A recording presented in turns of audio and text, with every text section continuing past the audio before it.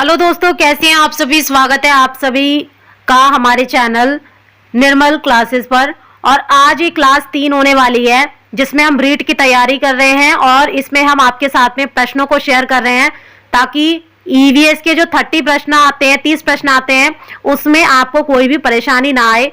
अगर आप क्वेश्चंस पहले से करे हुए होते हैं तो काफी आसान हो जाता है पेपर को सॉल्व करना। तो यहाँ पर हमने इससे पहले 2 क्लासें आपके साथ में शेयर कर चुके हैं जिसके अंदर हमने 60 क्वेश्चन कवर किए थे।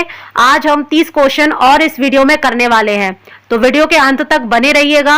और क्लास अगर अच्छी लगे तो कमेंट जरूर कीजिएगा और चैनल पर अगर आप नए हैं तो सब्सक्राइब कर लीजिए और साथ में अपने दोस्तों को भी शेयर कीजिए जो लोग रीट की तैयारी कर रहे हैं, क्योंकि ईवीएस जो है ना दोस्तों, वो सिर्फ रीट में नहीं आता बल्कि काफी सारे पेपर्स में ये आता है। जितने भी एग्जाम्स होते हैं सब में ये क्वेश्चंस कहीं ना कहीं घुमा फिरा के पूछ लिए जाते हैं। तो इसीलिए ये सभी के लिए बेनिफिट होने वाली है जो भी बच्चे नौकरी की तैयारी कर रहे हैं। तो चलिए शुरू करते हैं।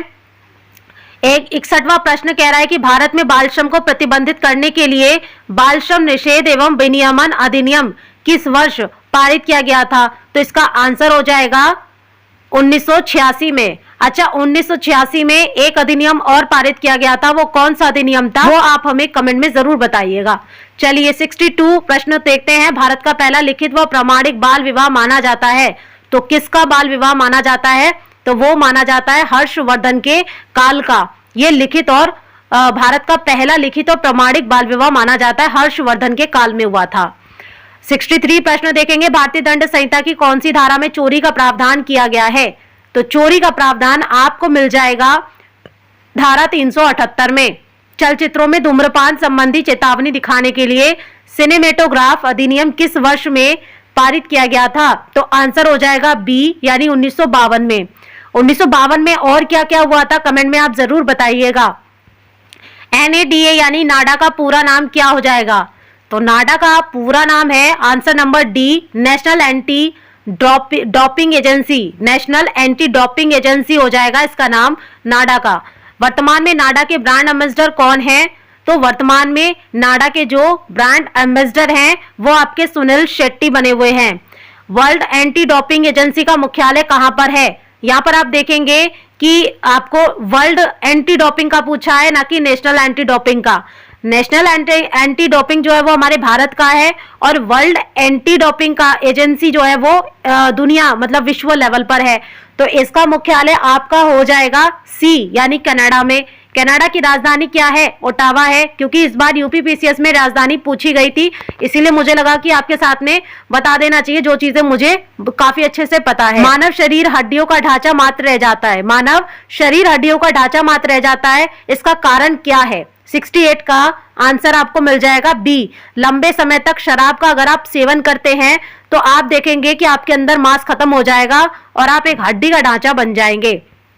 69 प्रश्न देखेंगे। किसके अधिक सेवन से लीवर सिरोसिस अथवा फैटी लीवर नामक रोग उत्पन्न होता है। यानी कौन सी ऐसी चीज है जिसका आप ज्यादा इस्तेमाल करते हैं तो आपको लीवर सिरोसिस हो जाता है, यानी फैटी लीवर हो जाता है।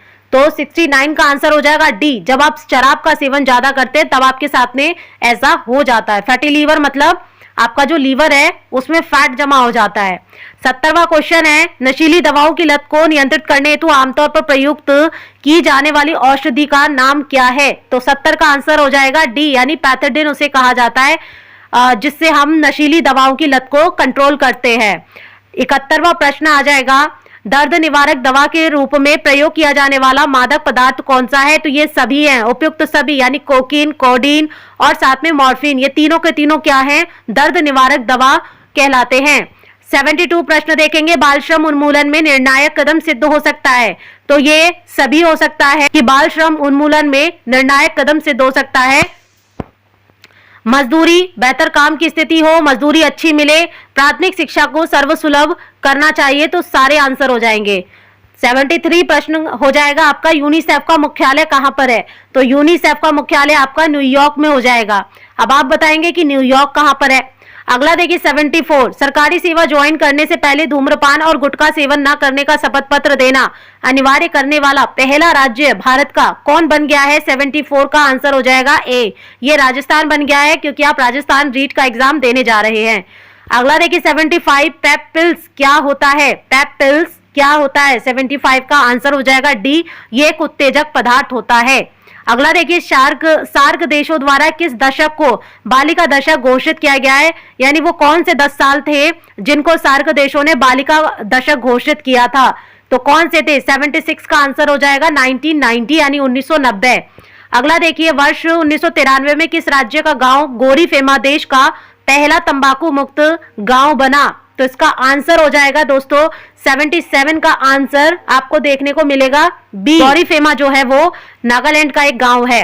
अगला देखिए पेपेबर सोमनिफेरम किस पादप का वैज्ञानिक नाम है, तो 78 का आंसर हो जाएगा बी, ये अफीम का नाम है। 79 का आंसर हो जाएगा हानिकारक मादक पदार्थों की लत को छुड़ाने के लिए कौन सी स्वापक यानी नार्कोटिक दवा दी जाती है, तो आंसर हो जाएगा डी यानी कि सभी, यानी उपयुक्त सभी, पैथाडीन, मिथाडीन और पैथावरीन। अगला क्वेश्चन है 80 वाला, गर्भावस्था में कन्या भ्रूण परीक्षण तथा गर्भपात किस वर्ष प्रतिबंधित किया गया था, तो ये किया गया था दोस्तों डी 1994 में। अब चलते हैं अपनी दूसरी यूनिट की तरफ जिसका नाम है वस्त्र एवं आवास, और इसके आज हम क्लास 3 में सिर्फ 10 क्वेश्चन लेने वाले हैं, क्योंकि हमने आपसे वादा किया है कि हर क्लास के अंदर हम 30-30 क्वेश्चन करके पढ़ेंगे और इस प्रकार हम अपनी 10 यूनिट को पढ़ लेंगे। उसके बाद में हम अगला आपके साथ में जो अगला जो भी होगा सीडीपी होगा या हिंदी होगा उसको आपके साथ में सॉल्व करेंगे, ताकि आपकी क्वेश्चंस के हिसाब से मतलब क्वेश्चन के साथ साथ आपकी तैयारी अच्छी होती जाए। तो पहला क्वेश्चन है मुकाक तथा मुशारक्स नामक वस्त्र किस राज्य में पहने जाते हैं, तो दोस्तों इसका राइट आंसर हो जाएगा बी यानी अरुणाचल प्रदेश में। कुंटॉप्स तथा वॉक पहना जाता है, तो ये आपका लद्दाख में पहना जाता है। निम्नलिखित में से असत्य कथन को पहचानिए, तो इसमें से कौन सा कथन है जो कि असत्य माना जाएगा, तो आंसर हो जाएगा सी यानी यूर्त खिरगिज जाति के शीतकालीन आवास है, यही गलत है। ठीक है, अगला चलेंगे 4th क्वेश्चन, निम्नलिखित में से सुमेलित नहीं है, तो कौन सा सुमेलित सही नहीं है, तो आंसर हो जाएगा डी यानी पानो भाजू जो है वो महाराष्ट्र में नहीं मिलता। अगला प्रश्न देखिए, निम्नलिखित में से कौन सा महाराष्ट्र की महिलाओं का वस्त्र है, तो इसमें से कौन सा है, तो 5 का ए नववारी साड़ी जो है वो महाराष्ट्र की महिलाएं पहनती हैं। आंसर नंबर 6 रेशे कितने प्रकार के होते हैं, तो रेशे दोस्तों 2 प्रकार के होते हैं। ठीक, अगला चलते हैं, निम्नलिखित में से कौन सा प्राकृतिक रेशा नहीं है, तो इसमें से कौन सा है जो कि प्राकृतिक रेशा नहीं है आपको बताना है, तो आंसर हो जाएगा सी यानी रेयोन, नायलॉन, ये सब क्या है प्राकृतिक रेशे नहीं है, ये कृत्रिम रेशे हैं या अप्राकृतिक हैं।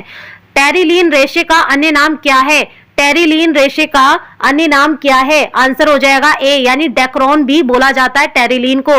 नंबर 9 प्रश्न, हथकरघा उत्पादों को स्पष्ट पहचान देने के लिए हैंडलूम मार्क का शुभारंभ किया गया, तो ये शुभारंभ कब किया गया, आंसर हो जाएगा सी 28 जून 2006 को। और अब इस वीडियो का लास्टवा प्रश्न इस क्लास का, पावरलूम क्षेत्र का देश के कुल वस्त्र उत्पादन में कितना योगदान है, तो आपको बताना है कितना योगदान है, तो B is the right answer हो जाएगा 62%।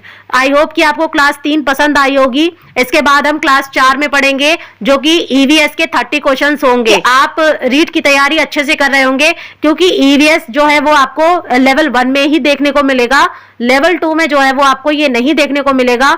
लेकिन ऐसा हम कह नहीं सकते हैं कि नहीं देखने को मिलेगा, क्यों, क्योंकि आपका जो एसएसटी अगर आप लेते हैं तो उसमें आपको ये इंक्लूड मिल जाएगा। बाकी अगर साइंस लेंगे तो साइंस में भी आपको वस्त्र और आवास वाला चैप्टर मिल ही जाएगा। तो इस वीडियो में बस इतना ही, फिर मिलेंगे क्लास 4 में।